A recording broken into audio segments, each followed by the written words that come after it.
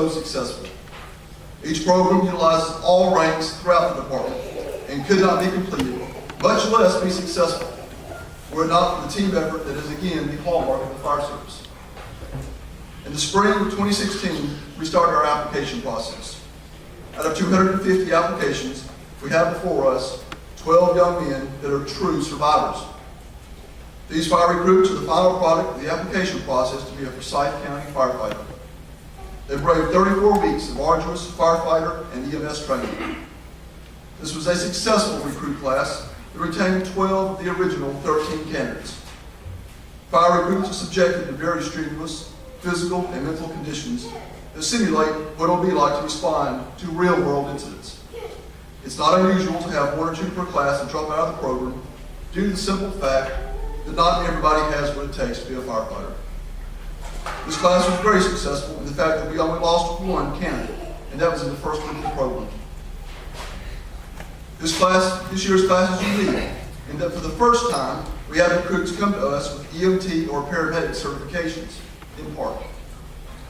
Because of those certifications, 4 of the 12 left the class at the end of the fire school and transitioned directly into suppression. Tonight, they rejoined our 8 classmates to take part in the passage phase of this ceremony. The job of a firefighter is very demanding, both physically and mentally. It is the job of the training division to test young men and women to find out if they have the right stuff. There are key components to this right stuff. One is being a team player. Part of the team building concept is to create an identity. The recruits were told the first week of training to pick a name for their class. The team name they chose was the Dirty Dozen. They were also told to identify 3 words of motivation. These words are chosen to summarize what this class thinks are core component qualities of a firefighter. They chose pride, honor, and integrity. Now, I'd like to give you a quick synopsis of the training we completed over the last 34 weeks. And this is not totally inclusive. In the 16 weeks of fire training, they completed NPQ Firefighter 1 and 2, Hazardous Materials Awareness and Operations, the National Fire Academy Mayday Training Self-Rescue Program, the National Fire Academy Combustible and Non-Combustible Building Construction classes, Rapid Intervention Team Training, Firefighting Foam Operations, Public Utilities, Gas, and Electric Safety Training, GEMA Vehicle Education Training, Structural Fire Control, Flammable and Combustible Liquids Fire Control, Pressurized Container Fire Control, Interior Search and Rescue, Reading Smoke, Terrorism Awareness, Truck and Engine Company Operations, and Fire Hose Testing. In total, each recruit completed over 640 hours of certified fire training, all resulting in well-rounded young firefighters who are poised to begin their new career. The 16 weeks of fire training ended in what we affectionately call Hell Week, the most intense days of their training, designed to find their weaknesses and fears and prepare them for their first assignments. The Dirty Dozen also completed 18 weeks of emergency medical service training, leading to 2 EMS certifications, National Registry EMT Basic and National Registry EMT Advanced. These recruits completed 720 hours of classroom and clinical training.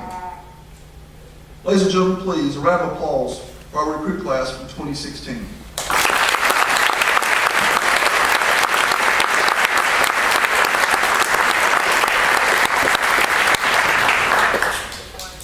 For your viewing pleasure, now we'd like to offer the recruits some time to visually show you some of their experiences they went through during the 34 weeks. Traditionally, our classes enjoy building a video presentation documenting their journey together. As a class, they prepared the following.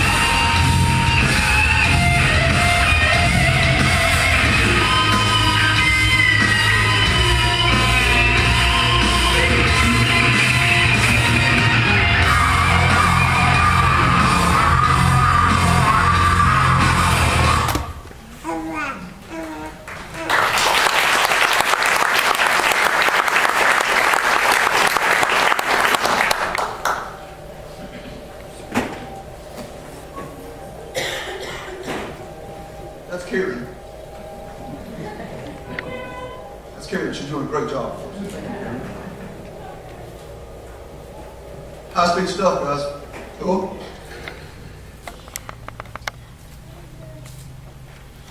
Our guest speaker this evening is Stony Bowles, Chief of Department for the City of Covington, where he has served since his appointment in 2015.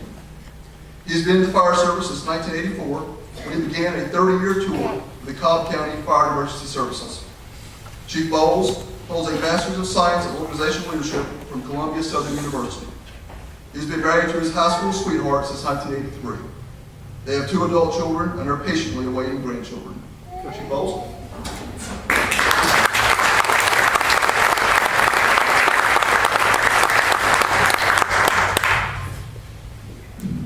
Well, if you want to know what it would look like if a mule got in the Kentucky Derby, having somebody from Covington come to Forsyth, this is what it would look like if a mule were able to get in the Kentucky Derby. I got to tell you, watching the video, I was thinking I could ask Chief Bowman if I could get an application on my way out. Just kidding, I'm not. That would not be me.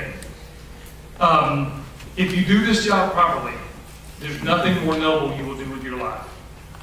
In 2001, I was a captain in the Cobb County Fire Department. I went to a 16-hour leadership class, and a guy named Bill Westfall from the Westfall Group made that statement. In fact, it was a 2-sided challenge point. One side, if you do this job properly, there's nothing more noble you will do with your life. The other side of the coin was do the right thing in the right way for the right reason at the right time. I want to focus in on if you do this job properly, there's nothing more noble you'll do with your life. I hope that that sets in with you. I hope that that's something that you will really hang on to, even maybe write that down, put it inside your locker, check it out every day. I was noticing that you all have an attention to detail that will make you a very strong success in this fire service. The fire service was built on attention to detail. When we fail to get the detail right, we typically fail. The detail means everything. If somebody says it's 3 milligrams of morphine and you give them 4 milligrams of morphine, you can see where the detail means a lot. It's just 1 milligram. You have a lot of principles practices that have become principles in your life in this 34 weeks that you've been in recruit school. Don't let those slip. I've got about 3 things that I really want to say to you tonight. These are challenges that I want you to never fail at them. The first challenge is never let someone outwork you. You want to make a happy lieutenant? You want this guy that just got promoted up here to lieutenant, this gentleman that got promoted to battalion chief, you want to make them happy? Let no one at your station, in your battalion, on your shift, in this department outwork you. If they say, hey, listen, I need you to go get the ladder, they have 2 options. Step out of the way or get ran over while you go get that ladder. That's their 2 options. Why is not your option? Why do you want me to go get the ladder? That's not your option. I'm challenging you to be the hardest worker in this department. If you do that, I promise you, your officer will always be proud of you. If you do that, your fellow firefighters will envy you. I have a good friend of mine. He left Cobb Fire. He goes out to Clark County, Nevada, going to Vegas Fire Department. Things are a lot different in Vegas. Derek said for the first year he couldn't even enter into conversation with the people in the station, the officer and the senior firefighters. So what he started doing about 4 months into it, he decided, hey, I think I'll go outside and I'll start doing some training. He's a big ground ladder guy.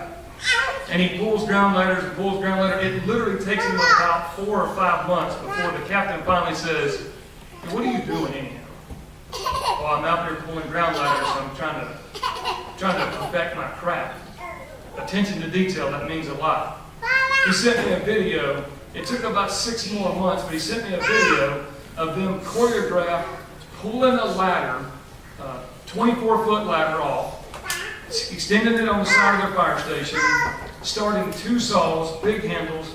Once they did them start, lock the bar, wrap the pull start around their bottle and up there, pull the ladder, start the saws, extend it, get to the roof in under 2.5 minutes. That's impressive. It's because he decided that he would be the hardest worker at his fire station. If you do that, your officer will be proud. Your command staff will be proud. Your training staff will look back and they'll go, hey, that dirty dozen, that's the crew that set the standard for us. Next thing I would challenge you with is never do anything that discredits our profession.